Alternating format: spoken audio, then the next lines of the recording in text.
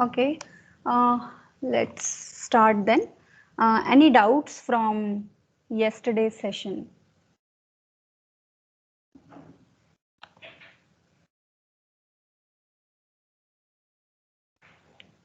I'll give you 2 minutes. You can refer to your notes, and if there are any queries, you can discuss with me. We'll be having a short quiz on whatever is taught this week in next week sometime. So a quiz on process synchronization, basically on every part of this topic other than monitors, which we will discuss next week.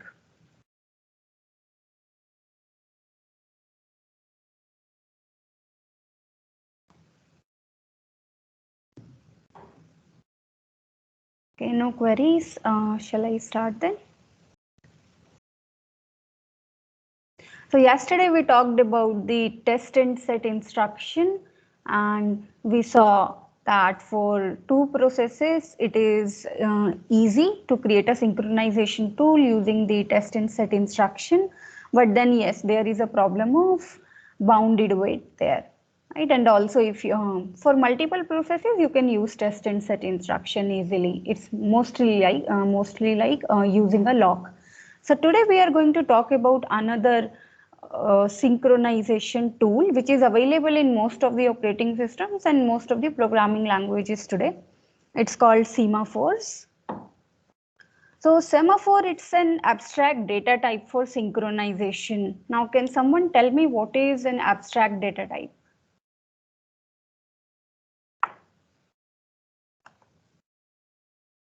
You'd have done this in your data structures course.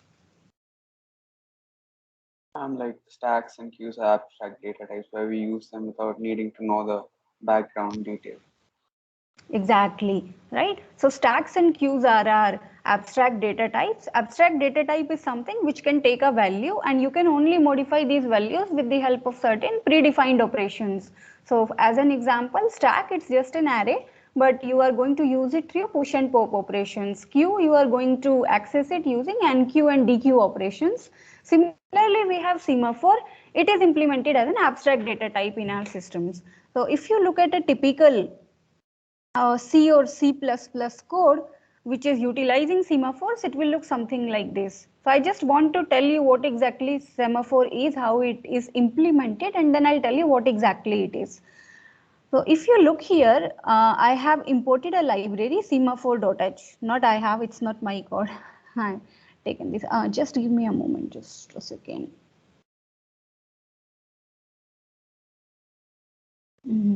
Okay, here, right. So if you look here, we have included this library semaphore.h, and if you look at line number 5, this sam underscore t, it is a data type. It is just like how you have other data types like integers, characters, or strings in C++. It's a data type, and I have created a variable of this data type. The name of the variable is mutex here, and now I am using this mutex to synchronize my two threads. So if you see here, one thread is created. I have created two threads here, created these threads, and both of these threads are running together. So do not worry about what exactly this code is. So what I want you to focus more on, if you look at this mutex, it is accessed with these three operations. One is this sam underscore init, one is this here sam underscore wait, and one is this here sam underscore post. So this is the whole idea of a semaphore. It is an abstract data type, and this abstract data type, it's actually nothing. It's a simple integer which can take many values. Let me write down semaphore is nothing, but it is an integer which can take any value greater than or equal to 0. It can even be negative. Rather, let me say it can be something from minus infinity to plus infinity. It can be anything, and then we have these operations with which we can change its value. So the operation init, with it we can initialize the value of this semaphore with the help of wait. We'll see what we can do with wait and what we can do with post. So this wait and post, they are also called wait and signal. They have various names. We call them wait and signal. If you look at an equivalent Python implementation of this code using semaphore, you will see something like acquire and release. So wait is called acquire there, signal or post, it is called release there. And initially both of these operations, they were called P and V. Dijkstra was the one who came up with this concept of semaphores. So all of you must have studied Dijkstra's shortest path algorithm. He was a Dutch scientist. So these P and V, their full forms are certain words in Dutch. P means the same thing as wait and V means the same thing as signal. Let's now see what P and V does. So if you look at a typical wait and signal codes, they look something like this. Can you tell me what is happening here? So whenever you take a semaphore, it's going to have certain value, which is going to be an integer. For the meantime, let's assume that this integer can have only two values, 0 and 1. So assume that I initialize a semaphore, and at the time of initialization, this semaphore was having a value of 1, let us say. Right? So it can have two values, either it was 1 or it was 0 during the time of initialization. So what will wait and signal do?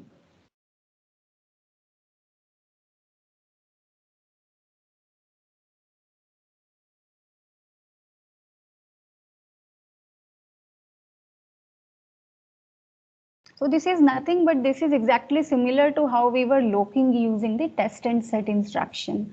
What is happening here? It's just slightly reversed in the sense that the notion which we used yesterday was, we said that when the value of lock is true or when the value of lock is 1, we actually said that lock is applied. You cannot run in your critical section. And we said that when lock was false or 0, then the lock is not there. You can go in, you can execute in your critical section.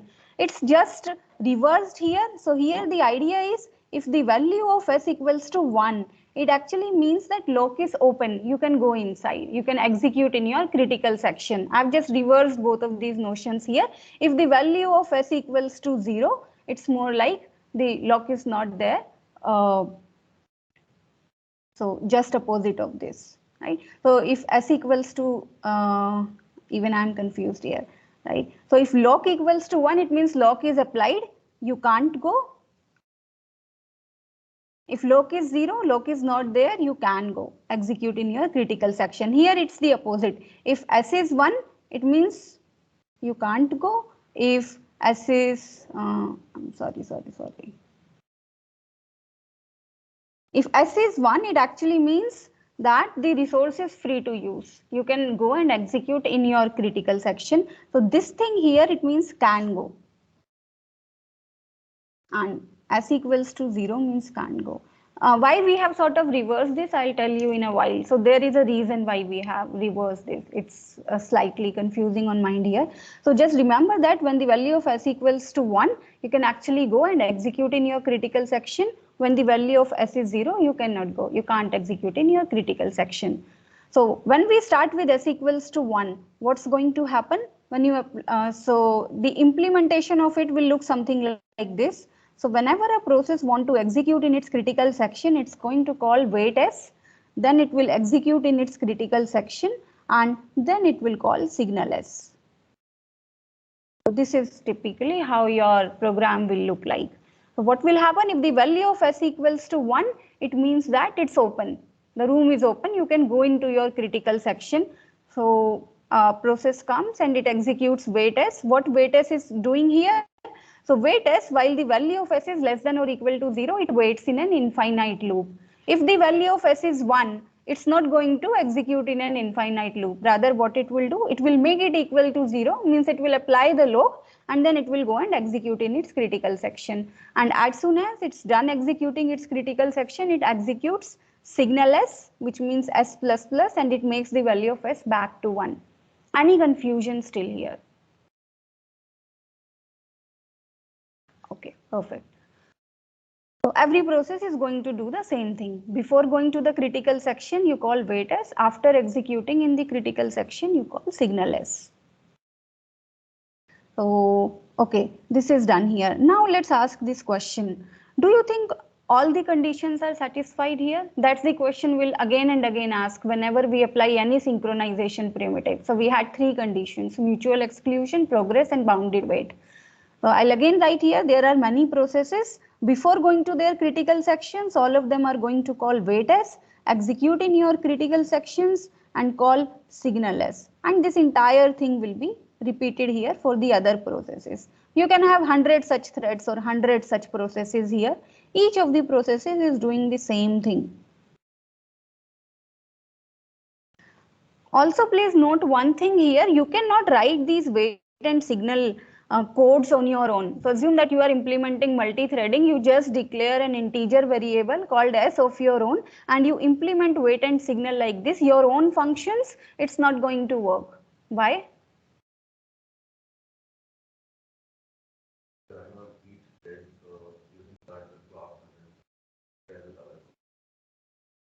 Come again. Because using like regular function, but running on one code at a time, you can't use this code but then communicate with the others because like you're putting the dependency on the code itself, which is what you're doing from this. Okay, so maybe let me try to elaborate this. So the problem becomes the same which we were discussing yesterday, right? What we were doing, we were using this concept of lock, right? And we had this while loop. Okay, while lock equals to true, you wait, right? If lock equals to false, you actually set it to lock equals to true, execute in your critical section and set lock equals to false. This was from where we started yesterday and we saw that there was a problem in this. This was not guaranteeing us mutual exclusion, if you remember, right? What was happening? So we said one process executes this and before setting lock to true, it can jump on a context which can happen and another process can start executing. Right, so even if you look at these wait and signal things, so if you look at this wait, right, if you see here while S is less than or equal to 0, it's nothing but the same code which we were using yesterday, just written in a different style. So here also, if you are executing wait and signal on your own, these are your wait and signal, not the wait and signal which your operating system has provided you, not something which is using that test and set instruction which we were using yesterday. So what it will do, it might be possible that many processes, so first process it called wait S. The value of S was 1 in the beginning. First process called wait S. This wait S, now it's your function. It's not, I'm not saying it's the function of that abstract data type. You have created your own semaphore, which is an integer, and you have written these functions. What will happen when I checked, okay, S is less than equal to 0, this condition is false because S is 1, I'm good to go. And at this time, a context switch can happen. Right, and then another process will start executing wait S and it can also go and execute in its critical section. So the whole idea is to use this abstract data type of semaphore. So when you have these wait and signal operations which are associated with abstract data type semaphore, those are the inbuilt functions in your system. They will ensure that this entire wait S code, it gets executed atomically. It can be, I will come there. It can be and it has a meaning, right? S can take any value from minus infinity to plus infinity. But now in terms of critical section, when I'm talking, let's first think about what happens when it's just 0 and 1. So when it is just 0 and 1, we actually call it a binary semaphore. When it can be something else other than 0 and 1, we call it a counting semaphore, which is used for some other purpose, which also we'll discuss soon. So here I'm just using this binary semaphore to achieve mutual exclusion in my code. Now what happened? Whenever a process it's going to call wait S, this entire block it's going to be executed at once. So there won't be any context switch when someone is calling wait S. Right? So therefore it achieves mutual exclusion. There is also progress because the lock again will be set only for one variable at a time. Right? So there is first process, if it is using its critical section, it will make the value of this semaphore to 0. So everyone else is going to see that S is 0, they cannot execute in their critical sections. Right? So no two processes can together come in critical section. And then there is progress. Why there is progress? If the resource is free, then the value of S is going to be 1. If the value of S is going to be 1, then definitely any process can go and execute in its critical section. We are still left with two problems with this approach. Let's talk about the third one, which is the bounded wait. Again, do you think one process can starve here? Same thing as we discussed yesterday. Well, it can starve. Yes, it is so possible that a process, it actually sets the value of S back to So yes, so when it comes to signal, it sets the value of s back to 1. It again calls wait, makes it 0, use again, make it 1, and keep repeating it again and again. In no way we have ensured that if there is another process who also wants to go in its critical section, he should also be given a chance to enter. So there is a possibility then that one process keeps executing in its critical section. Two more points from yesterday's discussion. So there was a point which was raised yesterday. What if a process spends too much time in its critical section? So other processes are waiting for it, but the code which is in the critical section of a particular process is very large. So for that, the answer is it's the responsibility of programmer. So you have you as a programmer, you will have to decide how big your critical section should be. So it's always a good idea to keep your critical section small. So there is an entire Intel manual on how you should design critical sections. Okay, one more thing here, one more problem. So if you look at this loop here, while s is less than or equal to 0, it's an infinite loop, and we discussed about it. So it's a lot of CPU cycles getting wasted. So whenever a process is running in its critical section, other processes, they want to go in their critical section, all of them are continuously running this loop while s is less than or equal to 0. So as an example, let's say there is this first process which calls wait s. Initially s was 1, right? It passes the condition, it's executing in its critical section. The first thread is executing in its critical section. At the same time, these other processes, they also want to execute in their critical section. So this process, it calls wait s. And what is inside wait s? There is an infinite loop. So the value of my semaphore currently is 0. So it's going to go and sit inside this infinite loop of while s is less than or equal to 0. And it's going to keep loop there. And same is the case with all the other processors. This one is also executing wait s. This one is also executing wait s. So whenever someone calls wait s and the value of semaphore is 0, the process is going in an infinite loop. And it might appear at the outset that this might not be a big problem, but it actually might become. Let me discuss one such case. So there is this process who is continuously waiting on s, and it has gone into an infinite loop. Right? It's waiting for this process to actually complete its critical section and come back. Now consider this situation. Let's say I was using a priority scheduling, and this was the first process which was executing. This is a process having a low priority. And this another process, it is the one which is having a high priority. Both of these processes, they are sharing a variable, so they have critical sections. This process arrived late. So first this process came, the value of semaphore was 1. It started executing in its critical section. Meanwhile, this higher priority process came. Maybe it just completed one input output which it wanted, and it came back. And now this process, this high priority process, it wants to go in its critical section. Let's see what will happen. So see, first of all, this one is still executing in its critical section, not yet finished. And this higher priority process came. You will do a context switch because this one is a high priority one. It should get the CPU. We did a context switch and we started executing the instructions here. And this one, it is an infinite loop. It is taking your CPU cycles. It's executing and it is waiting. It's waiting for this process to complete its critical section. It's mostly waiting for the value of s to become 1 back again. But who is going to set this value to 1 back again? It was this process, right? But according to my scheduling policy, I cannot switch from a high priority process to a low priority process. So this becomes a problem, right? It's essentially like no one can proceed now. This one cannot proceed because it has a low priority. This one cannot proceed because it wants to execute in the critical section, right? So this problem, it's called the busy wait problem. So maybe eventually this problem will be resolved because as we discussed, a process which is having a low priority and is waiting for a long time, with time because of aging, it increases its priority. So maybe yes, ultimately this one will get to go and this one will execute, but still we have wasted so many of CPU cycles. So we also have to figure out a solution for this. So we have two problems with this solution till now. One is the busy wait and another is the bounded wait condition is not satisfied. Certain threads or certain processes can starve here. Okay. So before going to look at the solution to these two problems, there are two more interesting things about semaphores. You can use semaphores in for various different purposes. It's not just always that you are achieving this synchronization in terms of shared memory. So let's look at few more things which we can achieve with the help of these semaphores. Let's say we want a coordination between two threads, and this time this coordination, it is not required in the sense that both of these threads are accessing the shared data.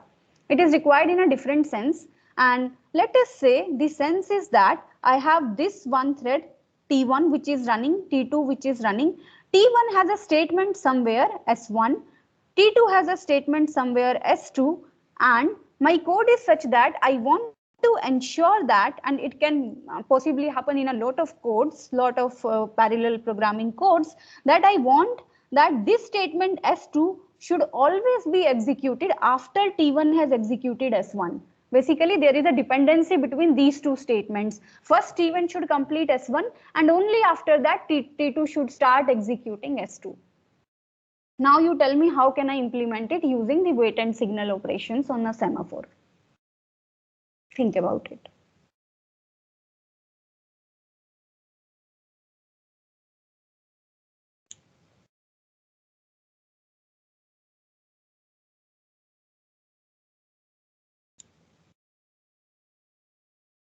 Where should I place a wait? Where should I place a signal? And what should I initialize my semaphore to? So three questions. What should be the value of semaphore? Should I have a wait as here, signal as here, wait as here, signal as here, or how many waits and signals should I have?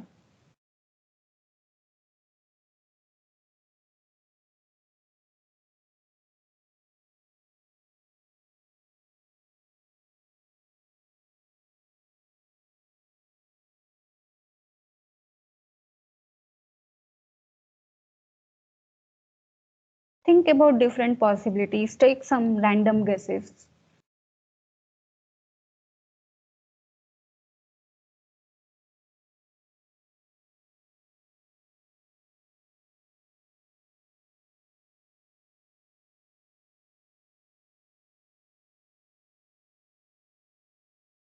So see what will happen. Let's say I initialize my S with 0, right?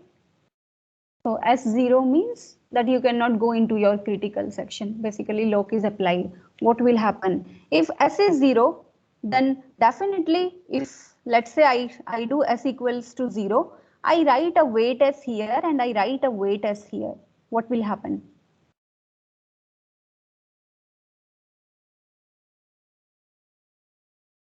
No one can execute, right? Neither T1 nor T2. I do not want that. So maybe what I can do is I'll just remove this, and let's say I write a wait as here, keep it as wait as, and I make it as signal as. What will happen in that case? That means S was 0, so S1 cannot execute, T1 will stop here, and yes, T2 can execute. Am I correct? Won't that go into an infinite loop? T1. T1 will go in an infinite loop. How will the control shift to T2? Context switches are still happening. See, when a process goes into assume that you wrote a C code, right? You have a while one statement there. Do all your other things which are happening on computer, do they stop? No, right? Even if your C program is going in an infinite loop, other things are still running. Why? Because there is a context switch happening. So even if a process goes into an infinite loop, still you can take away CPU from it. Context switches are still going to happen. So an infinite loop, it doesn't stop context switches. Right. So this one is running in an infinite loop. The idea of an infinite loop is only that it cannot proceed further till you change the value of S. It cannot go further. What about S2? If I do not have anything here, neither wait as signal as, then S2 can anyhow go, right? Because there is no condition I am checking here.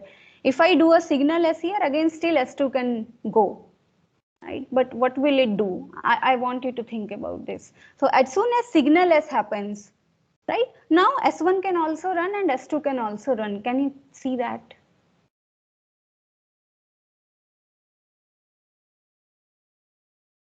So wait S and signal S, they are just like when the value of S is 0 and you call wait S, you cannot move further. You are going to wait till the value becomes 1. Signal S is simply like if the value was 0, you make it 1. Okay. So what I'm going to do is,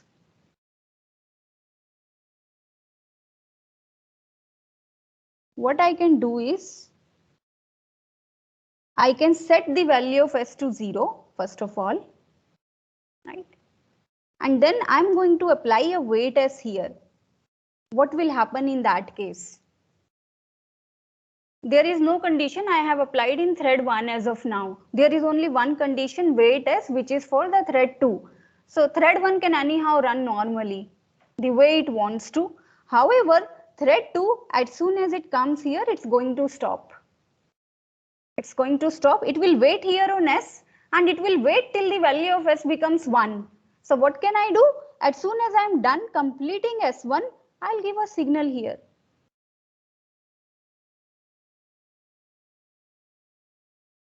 Any doubts? We see some confusion going on. So it's supposed to go from T2 to T1 again for the signal? Just let me remove this. It is supposed to go from T2 to T1 again after completing the wait, then it becomes 1. Okay, so what will happen? See, so the whole idea is T1 is running, T2 is running. There are a whole lot of context which is happening between T1 and T2. The idea here is T1 can run normally. So if T1 wants to go and execute, it can execute. But T2, it's going to come, and as soon as it comes to this statement, it's going to stop because of S. So T2, it cannot execute S2. Okay. When T2 can execute S2, when T1 sets a signal S here. Only after T1 makes the value of this semaphore as 1, only then T2 can start executing. So it only enters into the block when it is a signal, not a wait. Yes. Only when it is a signal, it can go further. Before that, it's going to just do its busy wait inside that infinite while loop.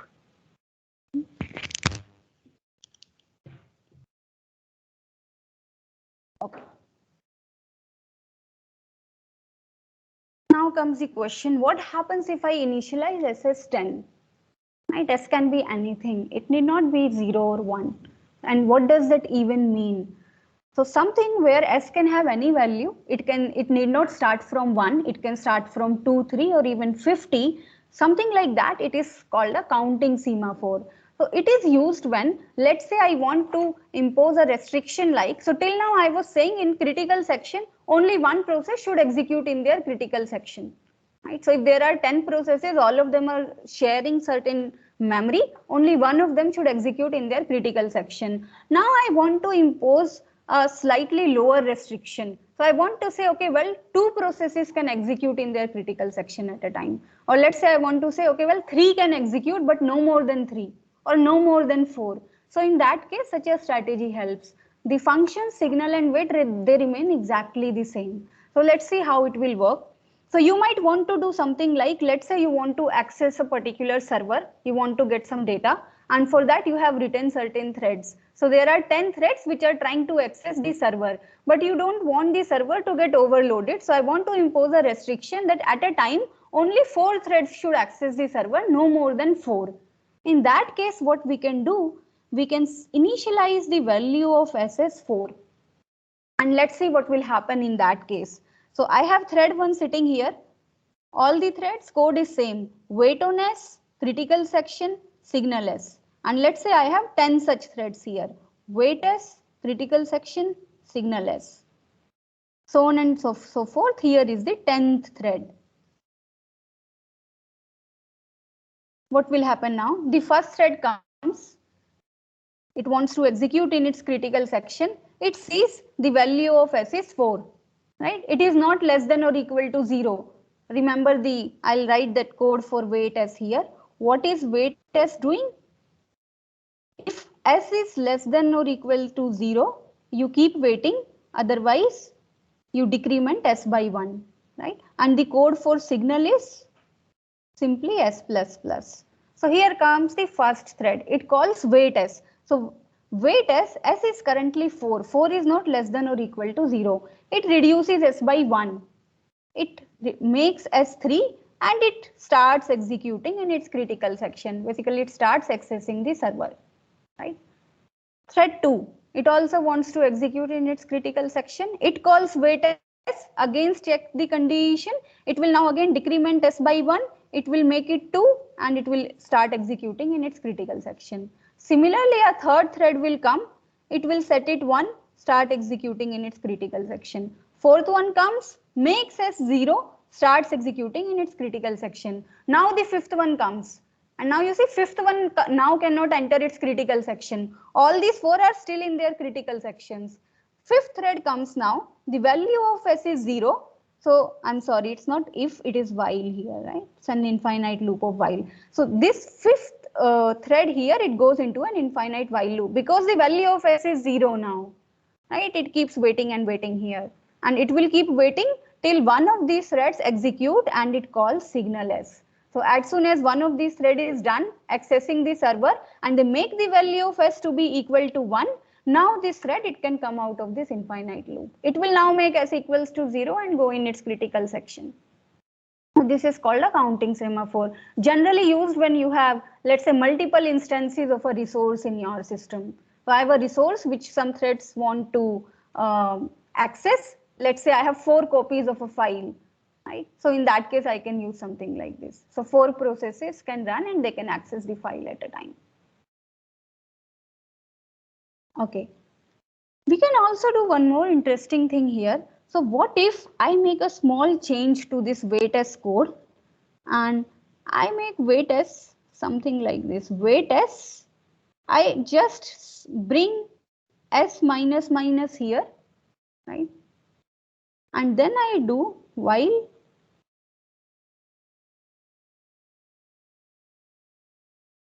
S is, just a second. So what I'm going to do is I move this S minus minus here. So if it was 1, it makes it 0. And I make this condition strictly less than 0. What will happen? Do you think that something changed or does everything remain same? Just a small change in that while loop.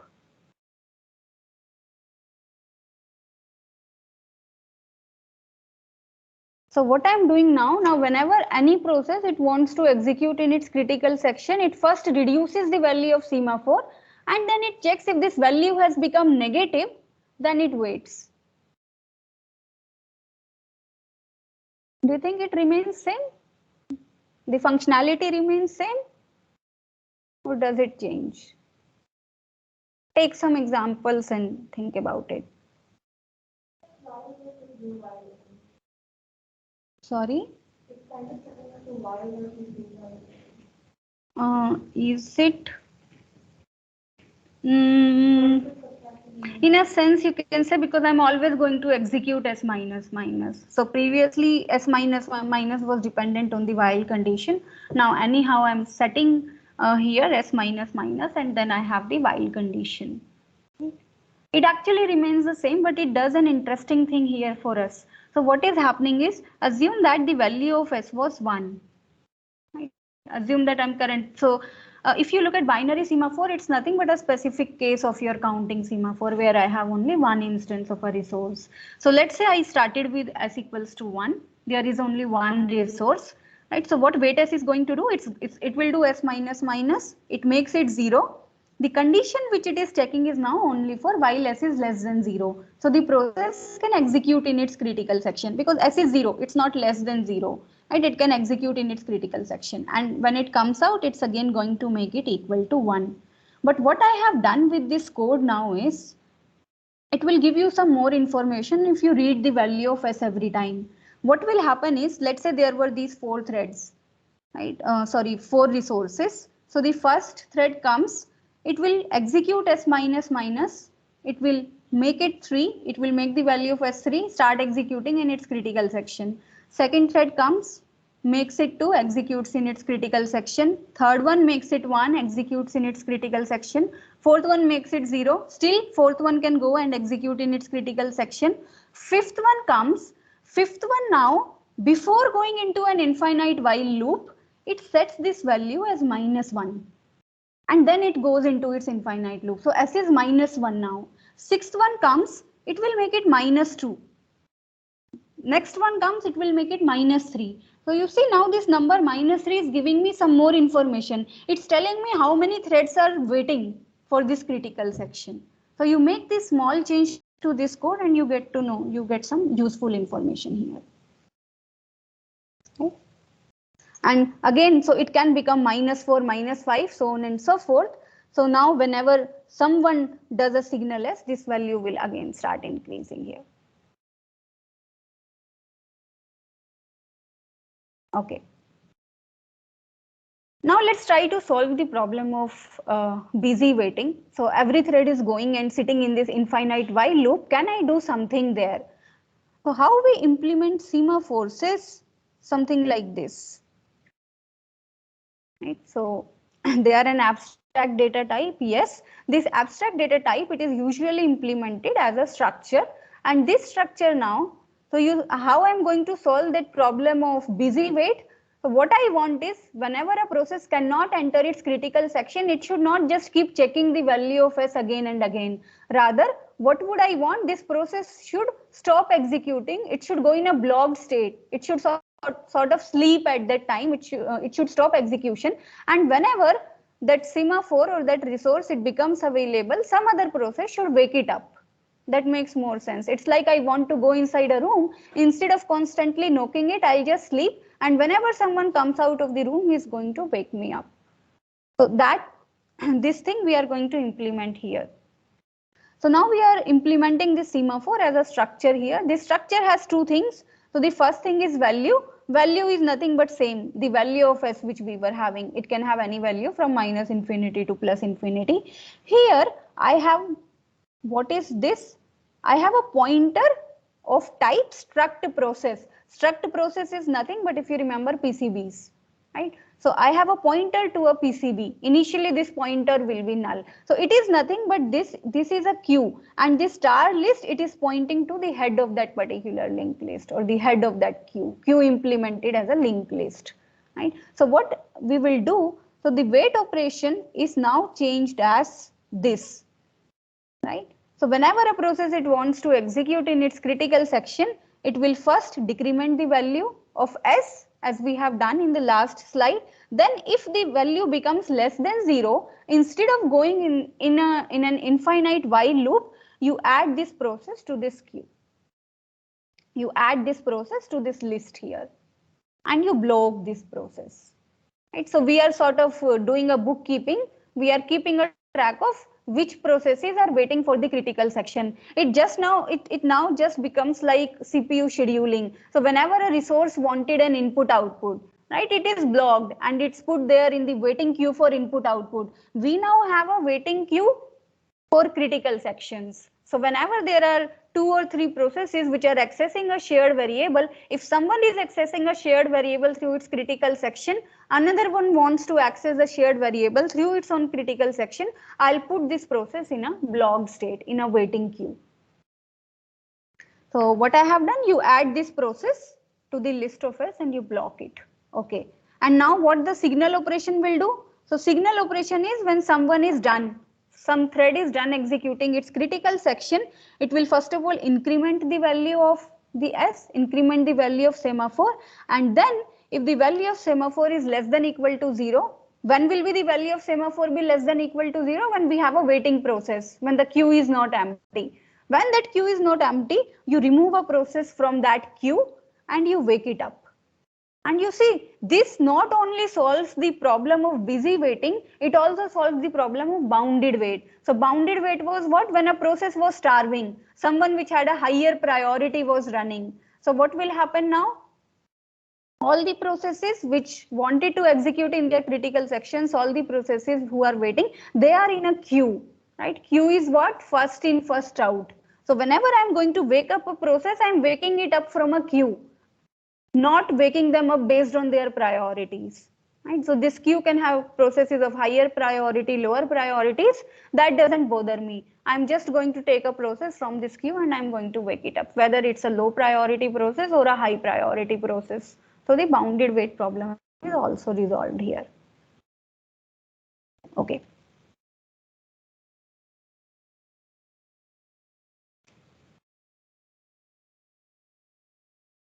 Still, there is one problem which can happen with semaphores. We have mostly resolved all the problems. One left.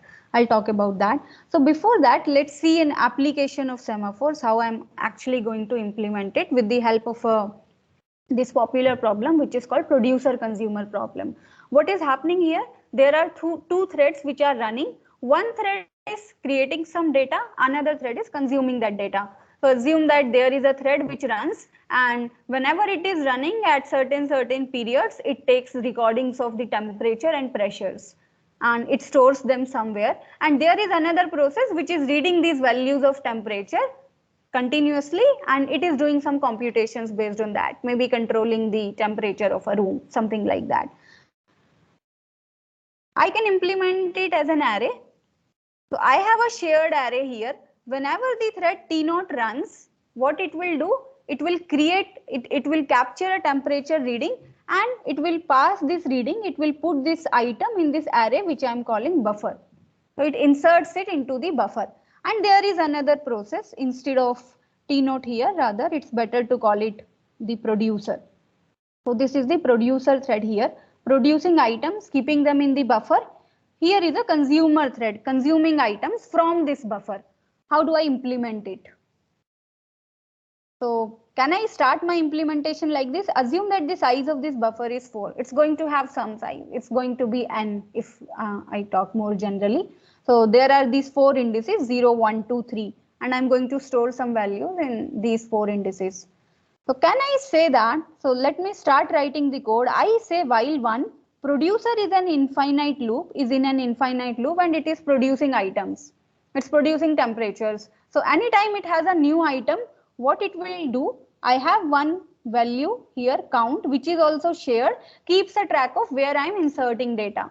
So with the help of count, producer knows in which index it is inserting the data. So whenever producer has to insert a data, what it does is, can I say buffer of count equal to the value which it had produced, the item, and after that it can just increase the value of count.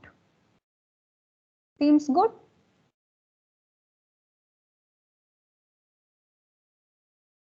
Consumer, while one,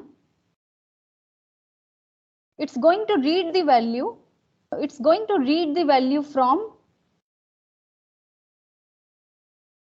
buffer count -1 and it will decrement count. Does everything seem all right till now? So why it's count -1 here and not count?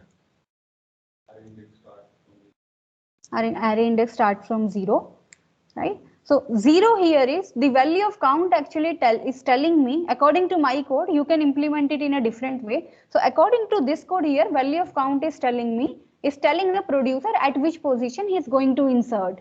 So initially this value is 0. Producer is yet to insert at value 0. Right? It means that consumer should read from one index before that. So if the value of count was 2, it means that producer is supposed to write the value at index 2. So if consumer has to read something, it has to read from 1, not from 2. So that's why we have a count -1 here. And after reading, it can subtract the value of count by 1. What are the obvious problems with this code? Assume that this is the only code I write. I have a big code here for producer which tells it how to get the value of item, and once consumer gets the, so please note that item is not shared, item is local to thread 0 and thread 1. You can use rather different names for this. So let's say item and item 2. So consumer gets this item 2 and it's going to use this item 2 in its own way. This is the only piece of code I have written and I execute both of my threads. What all problems can happen? Not in terms of synchronization, just think in general. As of now, this code can run in a lot of trouble. Okay, semicolon. Definitely not syntax. Logically, what can go wrong?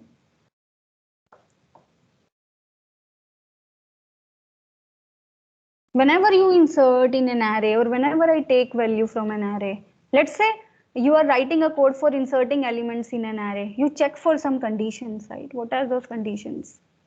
So let's say I ask you, okay, write down a function. There is an array which is given to you. Let's say the size of array is 100 and I ask you to write a function. Give me an insert function. I'll tell you what is the value of the item I want to insert, and I'll also tell you this is the index at which I want to insert. Right? And I'm a person who likes to create troubles. So you have written this function, I have given you an item, okay, I want to put this value 200 and I have given you an index. Put it at this index in an array. Are you going to check for something or are you directly going to run the code array index equal to value?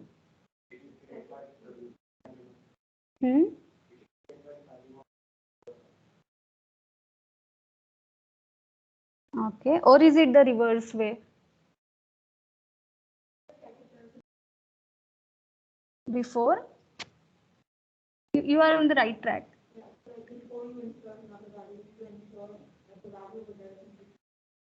Okay. Count exists or not, right? So let's say consumer is executing here. So according to this code, let's say the value of count is 0 and consumer starts executing its code. It's trying to read from buffer -1 first of all, right? So the producer has not inserted anything as of now and consumer is reading from buffer -1. That is one problem. Similarly, let's say producer starts inserting items and there comes a time when the value of count is 3. It inserts an item, makes count of 4. And then what? Should I allow it to insert at count 4? No. Right? The length of my array is only 4. So it cannot go past the index 3. So these are two things which I have to check. So producer should only insert when there is some space in the array and consumer should only take the values only when there is something present in the array. Now, how do I implement that here? We can use an if statement here. If I use an if statement here, what will happen? So please note that there is a whole lot of remainder section before and after this. So at this point, in case, assume that this buffer is full, right? Producer should stop here. It should not move further. It cannot insert anything. The thread should basically stop running here. It should wait for the producer to consume something. Am I making sense?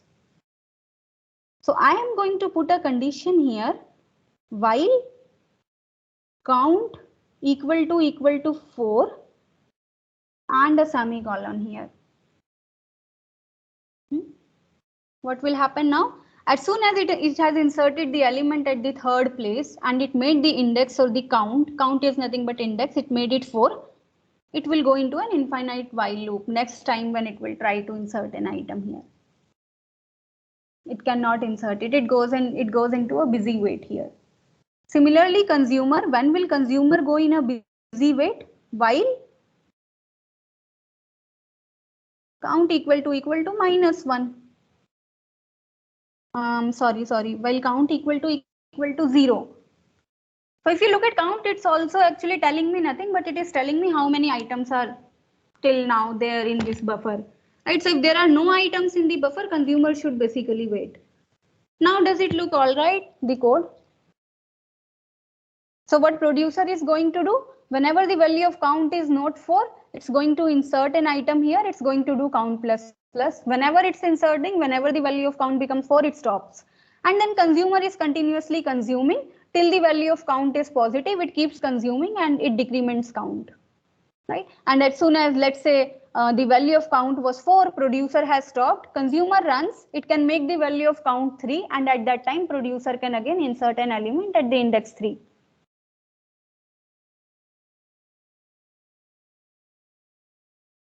Okay, what if the value of count is 2? Let's say this code is running, producers and consumers, they are changing the value of count and there comes a time when the value of count, which is a shared variable, becomes 2. What can go wrong at that time?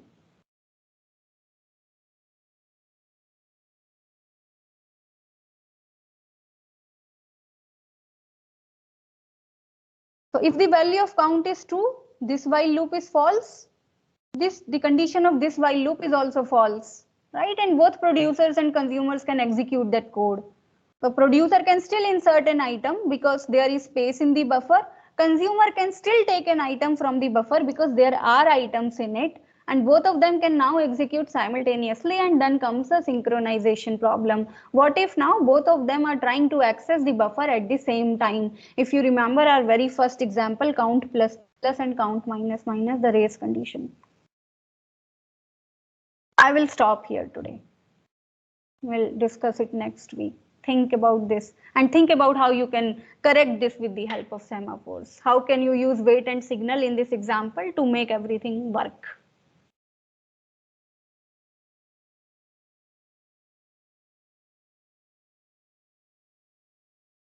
Okay, any queries you can ask me. Just write your attendance on a piece of paper. Those who are online, if you have no queries, you can leave.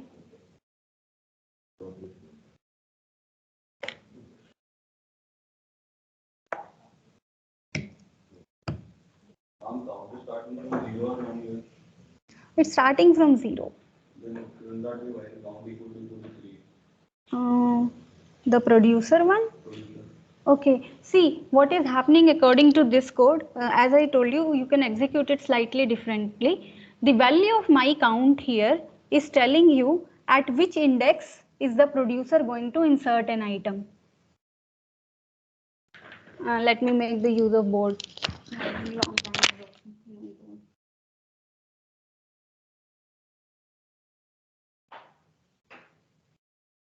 Okay, so see the value of count here for producer, this value is the index at which I am going to insert. Index at which I will insert. So for producer, basically this is the first location, first index which is empty and it can insert an item there. Right? And for consumer, so since producer it is going to insert at the location count, right? The consumer, it is going to take the value from an index before that. Right? It's going to read from count minus 1. Now the condition which you are talking about here, this one, right? While count equals to 4. What does that mean? If count is 4, that's actually indicating that producer is going to write at the location 4. Location 4 is out of bounds. My locations are 0, 1, 2, 3. So till count is 0, 1, 2, 3, producer can write. As soon as count becomes 4, it should stop. Yes.